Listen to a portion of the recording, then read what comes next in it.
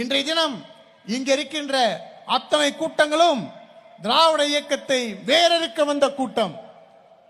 திராவிட இயக்கம் என்பது பிரிட்டிஷ் ஏகாதிபத்தியத்தில் மீதம் இருக்கிற நீதி கட்சியின் எச்சம். இன்றைக்கு வரலாற்றிலே, தமிழக வரலாற்றிலே சட்டமன்றத்திலும் சரி, பாராளுமன்றத்திலும் சரி, ஒரே நேரத்தில் போட்டியிட்டு வெற்றி பெற்ற தலைவர் யார் என்றால் பசும்பொன் முத்துராமலிங்க தேவர் தான். அவருடைய இடத்தை நிற்பதற்கு யாருக்குமே இன்றும் யாராலும் முடியாது.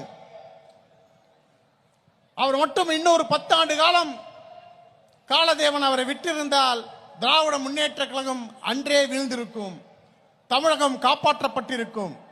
இன்றைய தினம் தமிழகத்தின் அவலத்தை மூளை முடுக்கெல்லாம் ஒவ்வொரு கிராமங்களிலும் புள்ளி விவரங்களோடு மக்களுக்கு மக்களுடைய அவருடைய லோக்கல் பாஷையிலே எடுத்து சொல்லி பாரதிய ஜனதா கட்சி இன்றைய தினம் தமிழகத்தில் விஸ்வரூபம் எடுத்து வளர்ந்து கொண்டிருக்கிறது.